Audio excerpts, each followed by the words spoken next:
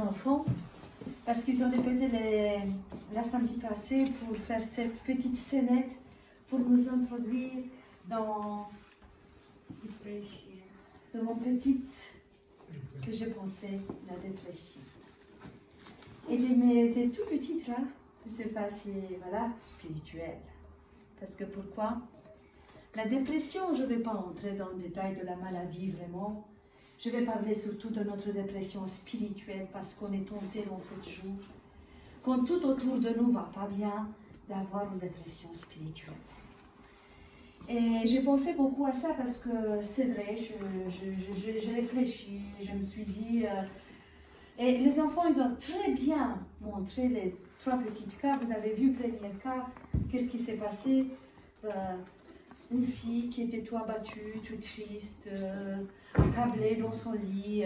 Les autres, ils essayaient de le parler, de l'inviter à jouer, mais elle voulait rester séparée, isolée, parce qu'elle ne se sentait pas bien.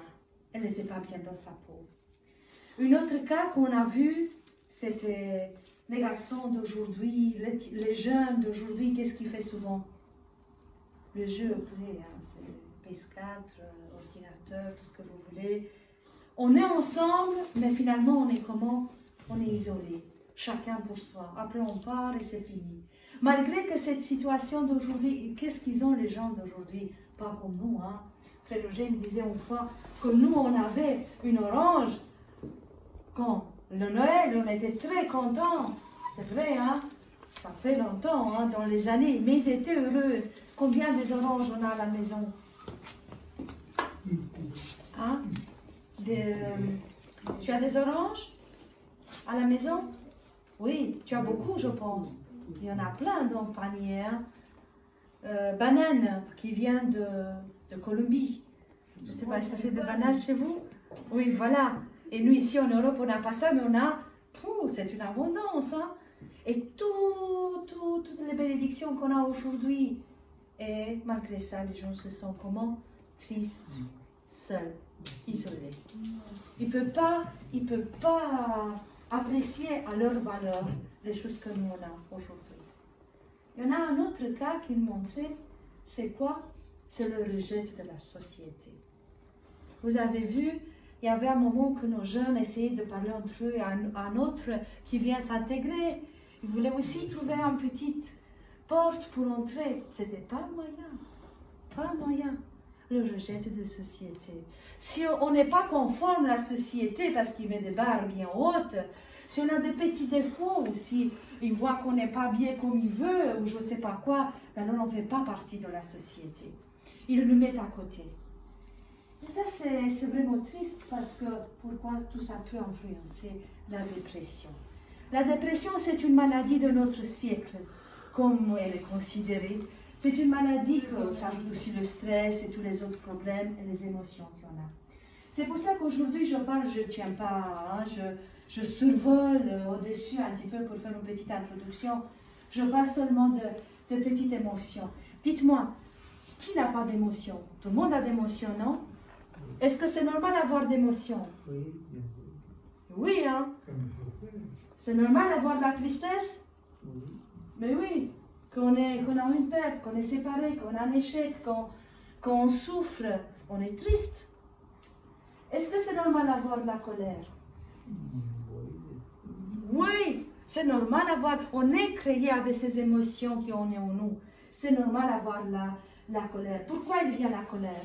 À cause d'une frustration, d'une injustice, quelque chose qui s'est passé et qui nous, on n'est pas d'accord avec ça. Et alors, surtout si on ne va pas l'exprimer, la colère va exploser. On a quoi encore? La honte. Mais oui, s'il y a quelqu'un qui nous juge, s'il y a quelqu'un qui nous met au mur, ben on ne se sent pas bien. Et alors, la honte arrive, le dégoût. Pourquoi le dégoût? Parce qu'on est saturé de tout ce pas-respect de la société, d'injustice. On veut quelque chose, on a marre. Le terme français, on a marre de situation. La peur. Est-ce que c'est normal d'avoir la peur? Oui, hein, pourquoi les enfants? Allez, je veux que vous parlez. Exprimez-vous. Parce qu'il y a des fois, tu as peur de quelque chose comme de l'obscurité, que tu es tout seul dans l'obscurité. difficulté, ben t'as peur. Donc, tu as peur, très bien. Linette. Avoir peur, parfois c'est bien parce que ça peut nous protéger. Très bien. La peur, c'est une émotion qui peut nous protéger. Pourquoi? Parce qu'on prévoit un danger. Et alors, qu'est-ce qu'on fait? La fuite. La peur, en autre chose. Erika, qu'est-ce qui peut nous aider la peur? Tu as peur quand tu as un contrôle? Oui, alors qu'est-ce que tu fais si tu as peur? Tu commences à réfléchir, à travailler en avance pour te préparer pour le contrôle, parce que cette peur-là peut être, comme on voit, une émotion aussi positive. Ça veut dire qu'il nous aide. La joie, oh, c'est une belle émotion, ça. Hein? Elle est sécrétée. Il y a beaucoup de choses qui sont sécrétées dans notre corps quand il y a la joie. Pourquoi? Parce qu'on a une réussite. Parce qu'on est ici la joie de tous ensemble. Parce qu'on est bien. Hein? Et j'aimais bien l'expérience d'Antonio qui dit, oh, il est rentré comme ça, plein de joie, on va dire. Il a dit, je suis mieux, je suis bien. Et ça m'a fait plaisir de voir ça. C'est un joie. Vous voyez, mais une joie, merci frère Eugène. Vous voyez toute cette émotion, toute cette roue d'émotions, avec c'est notre moteur d'être. Toutes les émotions, on a besoin de nos émotions. C'est logique qu'on les a. Le problème, c'est qu'on doit faire attention, ne pas prendre au-dessus de notre vie. Ça veut dire ne pas se laisser conduire de tout ça. C'est un roue. Si la colère, elle est plus que normale, alors il y en a des issues pour sortir. Je ne vais pas entrer en détail parce que je ne suis pas là pour faire d'analyse psychologique. Ici, on parle de, comme je vous avais dit, les 6 émotions fondamentales, la joie, la colère, la tristesse, la surprise, la dégoût, tout ce qui est assez normal d'aller avoir dans notre vie. Les enfants, j'ai besoin de vous pour lire. Samuel. N'oublie pas que les petites émotions sont les grandes capitaines De nos vies et qu'à cela, nous y obéissons sans le savoir. Merci beaucoup. Voilà. Il a dit, les petites émotions, c'est nos grandes capitaines. Vous voyez? Ils ne sont pas à jouer avec nos émotions. Elles sont là. Elles sont présentes dans nos vies. Mais il ne faut pas jouer avec eux. Parce que eux, ils nous font obéir sans que nous on se rende compte. Sans que nous on sache. C'est pour ça qu'on sent les émotions. Il faut toujours se poser des questions. Est-ce que cette émotion va me conduire vers le bien ou cette émotion va me conduire vers le mal? La colère, je parlais de colère. Est-ce que c'est mal avoir la colère parfois? Non. Mais si tu le laisses se mettre au-dessus de toi, si tu n'arrives pas à le prendre dans ta main, elle peut être très dangereuse. Alors, moi, c'est une petite introduction. Ça on laisse au niveau de psychiatre, psychologue, tout ce que vous voulez. Nous, on parle de notre Bible. Nous, on parle de notre dépression spirituelle. Ça veut dire toutes nos émotions que nous, on a et qui parfois on le ressent aussi spirituellement. Dis-moi les enfants, qui vous pensez que c'est ici? C'est quand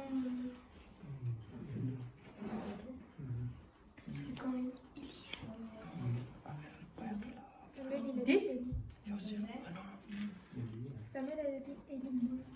Hein? Quand il a demandé le feu. Voilà. C'est Élie. Élie qui a demandé le feu. Le peuple d'Israël lui faisait du mal. Alors il a dit, on va faire 2 autels. Si c'est Baal le Dieu, c'est lui qui va envoyer le feu, c'est lui qui va être le vrai Dieu. Qui a envoyé le feu? Le vrai Dieu, le Dieu d'Élie, le Dieu d'Israël. Et le feu, il était tombé. Oh, quelle journée merveilleuse! Le cœur d'Élie, il était comment rempli, les enfants? Par joie. Il était rempli par joie. Pourquoi? Parce qu'il a fait un grand travail pour le Seigneur. La joie l'envahit. Il était content. Il était content que Dieu il était montré, que tout le peuple, ils ont vu le vrai Dieu.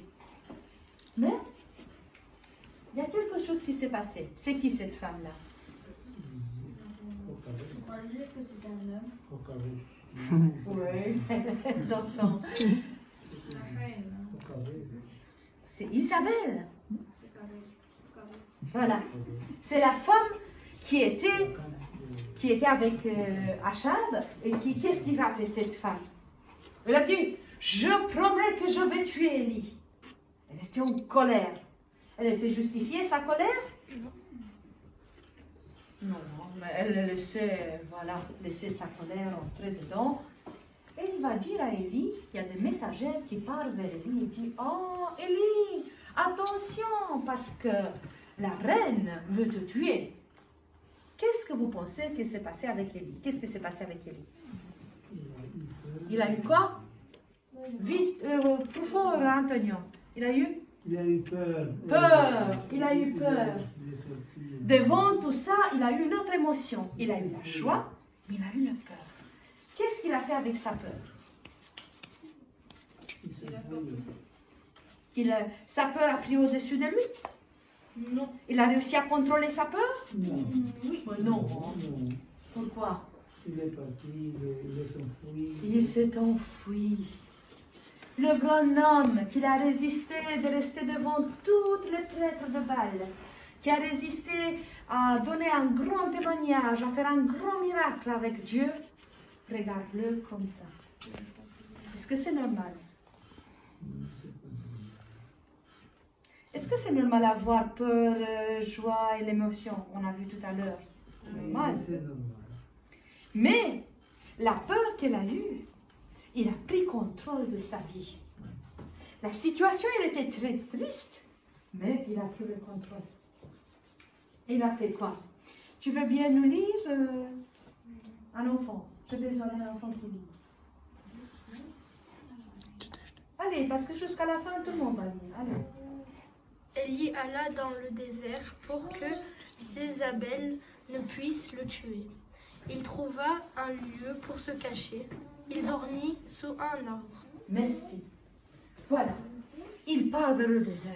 Plus loin possible. J'ai peur. Et parce que j'ai peur, je vais aller plus loin. Il part vers le désert. Il s'est mis sur un arbre. Et qu'est-ce qu'il fait là-bas? Je vais. Qu'est-ce que c'était dans sa tête? Je vais dormir, vous croyez? Mourir. Je veux plus rien. C'est quoi ça? Dépression. On a vu la pauvre fille qui était où? Couchée dans son lit, qui voulait rien faire. Couche à terre. À terre, comme tu veux. Il voulait rien faire. Voilà. Qu'est-ce qui se passe? Allez, Vinette.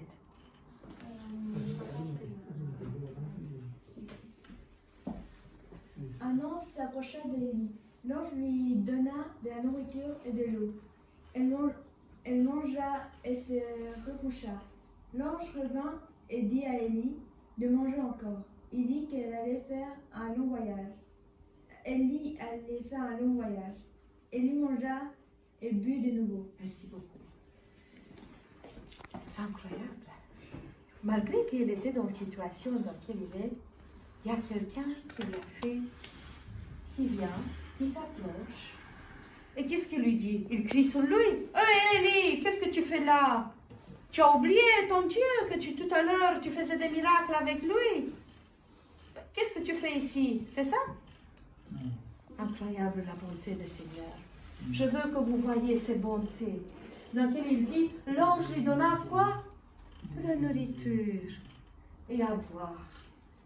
Il fait attention à lui. Simplement. Il le réveille et il dit, mange, bois. Et la Bible dit qu'Élie, il va se rendormir. Et l'ange, il revient deuxième fois. Et qu'est-ce qu'il fait? Élie, c'est quoi ça? Je t'ai donné à manger, hein? Lève-toi, hein? Non. Il le réveille, il lui donne encore à manger et à boire. Vous voyez un Dieu qui, malgré de notre tristesse, quand on n'est pas bien, qu'on se sent rejeté, qu'on se sent isolé, parce que c'est les choses qu'on arrive dans notre société, dans notre vie d'aujourd'hui, Dieu n'est pas quelqu'un qui nous juge. Dieu, il nous donne ce qu'il a besoin. Quoi? À manger, à boire. Quand tu donnes à quelqu'un à manger, je ne sais pas si vous avez l'occasion de ça, c'est que tu partages quelque chose avec lui. C'est que tu le prends et tu le donnes de ce que tu as. C'est magnifique. Ça veut dire que Dieu, dans tout sens-là, il n'est pas « Ah, je suis en haut, tu es en bas, chacun se débrouille. Hein. » Non, non, non. Il s'amène. Il se, comment on va dire en français, appeler à peu. Abaisse. Il s'abaisse à notre merci. Samuel, il s'abaisse à notre niveau. Avec cette nourriture, Élie voyagea 15 jours et 4 nuits. Wow. Il jeûna, il ne mange ni, il ne mange plus. Comment c'est possible ça? Mais oui, parce que quand Dieu prend soin de nous, on arrive à se retourner, on arrive à se reprendre, à ne plus laisser nos émotions nous contrôler. Et regarde comment il a pu aller plus loin. Allez, qui veut? Tu veux nous lire? Il vécut dans une grotte dans la montagne. Dieu lui demanda ce qu'il faisait là. Élie dit que le peuple n'obéissait pas au Commandement de Dieu. commandement de Dieu. Il tuait les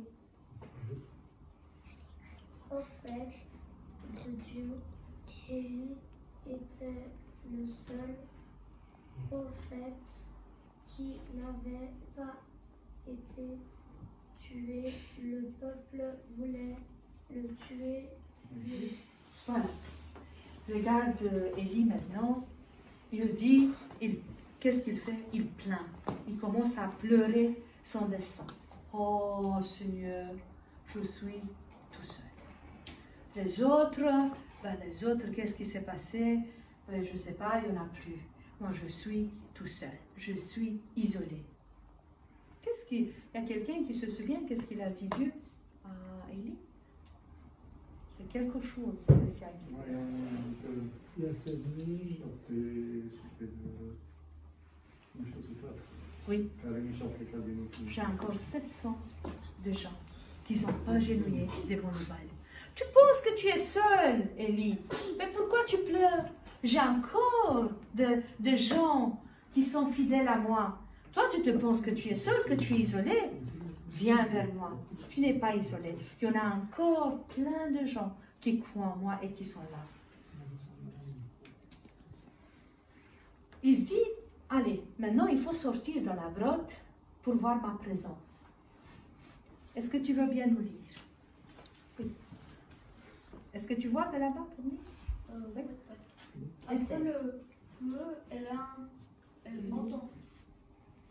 Élie entend dit un murmure léger. Il sut que c'était la voix de Jésus-Christ.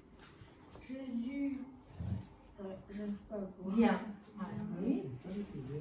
C'est bien, continue. Jésus vint à lui, il parla à Élie. Jésus dit qu'il allait choisir un nouveau prophète. Il s'appelait Élisée. Vous voyez? Merci beaucoup. Il a passé deux choses. Il a passé un vent. Il a passé quoi encore? Un feu. Mais lui ne sort pas dans la grotte. Parce qu'il dit, je sais que Dieu n'est pas là. Après, ça passe un petit susurre, là, comme on va dire, un vent qui est tout douce. Et Élie, il dit, ça c'est Dieu. Et il est sorti. Et quand il est sorti, Dieu lui parle. Qu'est-ce que tu fais ici, Élie? Élie commence encore, comme on a vu, parler. Oh, je suis tout seul. Et Dieu dit, arrête, Élie. J'ai plein de missions pour toi. Tu ne peux pas te laisser abattre comme ça. Parce que je suis là pour toi, pour t'aider. J'ai plein de choses encore à te donner à faire. Mon plan avec toi, c'est totalement différent. Tu ne vas pas être mort parce que la reine veut te tuer. Non, j'ai autre chose avec toi. Voyez, dans notre détresse, dans notre dépression parfois, dans notre tristesse, on se laisse vraiment aller bas, qu'on ne voit pas le plan de Dieu qu'il a pour nous. Et justement ici, on parle de... Mais je pense que tu m'as mis tout dans la carico.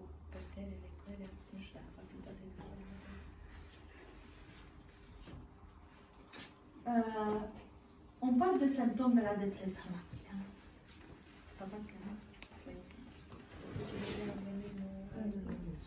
Je peux vous arrêter un petit peu de minutes et le changer, que je pense que on a fait une petite... Sinon, on va me manquer de...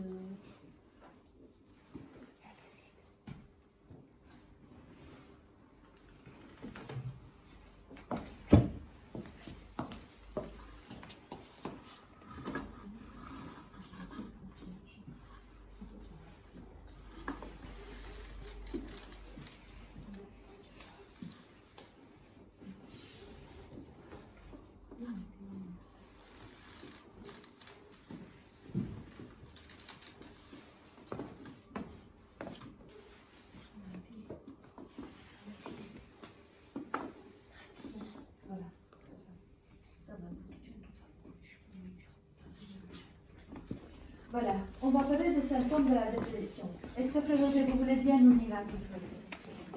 Les symptômes de la dépression. Premièrement, d'épuisement physique et spirituel. Deuxièmement, la retraite. Troisièmement, l'isolement. Quatrièmement, toucher son âme. La quatrième, c'est la peur et vie ou son... Oui, merci beaucoup.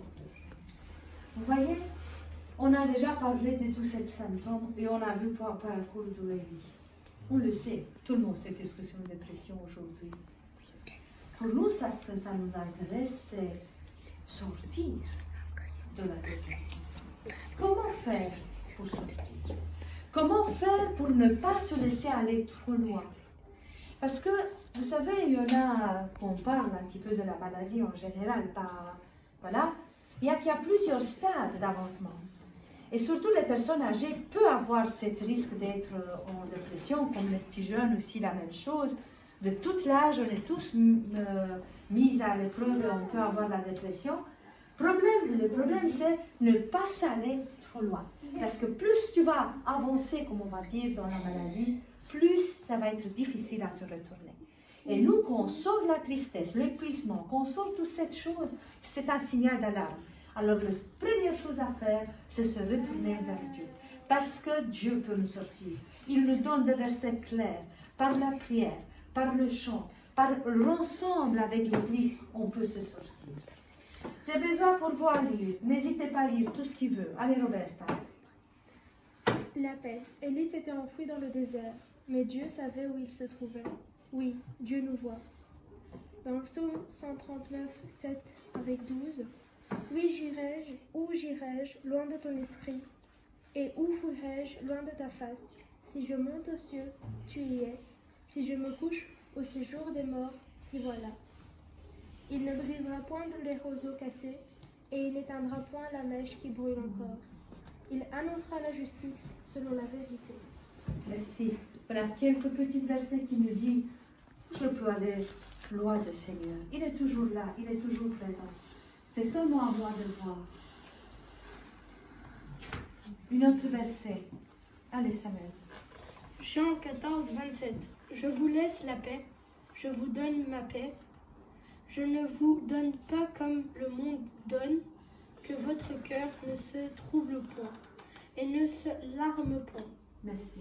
Frère Roger. Le soir de ce jour, qui était le premier de la semaine, la porte du lieu où se trouvaient les disciples était fermée, à cause de la crainte qu'ils avaient des Juifs.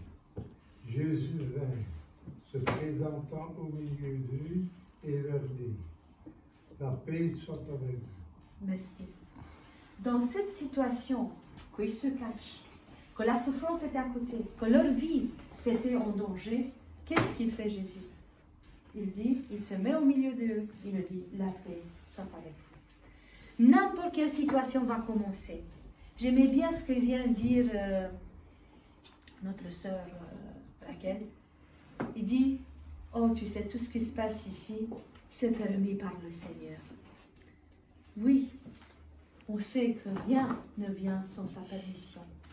Mais on sait en même temps, une chose très importante, c'est qu'il est avec nous dans cette situation. Que toutes les situations par lesquelles on passe, il est là. Il nous a promis sa paix. Sortir de la dépression? Oui, bien sûr. Comment? On a parlé tout à l'heure. Avec l'endroit. C'est très important dans le moment où on se trouve triste, où on se trouve, comment on va dire, isolé, qu'on se trouve qu'il n'y en a pas la joie dans notre cœur, qu'il y a un signal d'alarme quelque part. Qu'est-ce qu'on doit faire? Ne restez pas à la maison. S'il y a la possibilité de te réunir avec tes frères et tes sœurs, va à l'église. Parce qu'à l'église, tu vas trouver la feu, tu vas trouver la force pour faire face. Aussi, encore une chose, ne t'isole pas.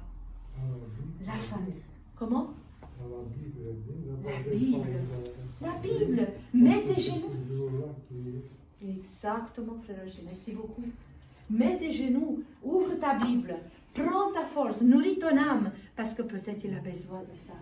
La révélation, comme on a dit. Qu'est-ce que ça veut dire la révélation? Découvre ton Dieu. Vous voyez, Élie, il n'a pas sorti. Est-ce qu'il y a quelqu'un qui veut nous lire? Comme ça, on peut après discuter de ça. N'importe. Ce qui veut, c'est libre. Allez, frère Roger, parce que vous lisez mieux. Dieu ne va pas nous abandonner. Il ne va pas abandonner Élie. Il ne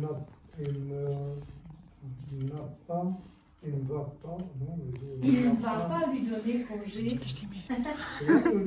Oui, c'est parce que c'est loin. La réaction de Dieu quand La réaction de Dieu quand un de ses enfants le déçoit. Mais jamais de le rejeter, au contraire. Dieu allait lui donner une révélation encore plus grande de lui, telle qu'il n'en a jamais eu jusqu'alors. Le vent de Dieu, le feu de Dieu et Élie les avait déjà expérimentés, mais le murmure, le souffle de la voix de Dieu lui-même, voilà une expérience nouvelle et profonde. La question, avez-vous remarqué que Dieu continue à poser la même question jusqu'à ce qu'il reçoive la réponse voulue, qu'il continue à lancer le même appel? Merci. Voilà. On voit ici la révélation. Ça veut dire, Élie, il avait une connaissance, une relation avec Dieu. Mais dans le moment de tristesse, dans le moment de souffrance, dites-moi, parce que je suis sûre que chacun de vous a passé par là, est-ce que nous, on ne connaît pas Dieu un petit peu différemment? Est-ce que notre relation avec Dieu, ça ne change pas? Oui, je suis sûre. Et Antonio, après vécu des problèmes, tu ne vois pas Dieu plus proche de toi quand tu sors comme vainqueur? Bien sûr que oui. Ta relation, elle est plus approfondie, elle est plus forte. Et justement, si tu vas vers le Seigneur, si tu ouvres sa parole, si tu commences à prier et à mettre dans sa main, ta relation va être différente avec lui. Et regardez qu'est-ce qu'il fait, comme il dit, il ne nous abandonne pas. Il ne nous rejette pas. Il fait quelque chose, il pose la même question, il repose, jusqu'à la réponse voulue. Ça veut dire parfois il nous fait passer par des situations jusqu'on arrive à bien comprendre ce qu'il veut nous dire. Samuel. Dieu n'a pas laissé Élie dans la dépression. Au contraire, sa dépression l'a conduit à un niveau plus élevé de communion avec Dieu et de service à Dieu. Alors, vous qui êtes déprimés, qui ne cessez de répéter « Que fais-tu ici ?» va reprendre ton chemin. C'est un petit peu difficile à comprendre dans le sens, toi qui te dis toujours « Pourquoi à moi ça arrive ça? Pourquoi à moi? J'ai pas fait ça, j'ai pas fait ça. » Il le dit « Pourquoi tu te plains tout le temps de ton sort? Va, prends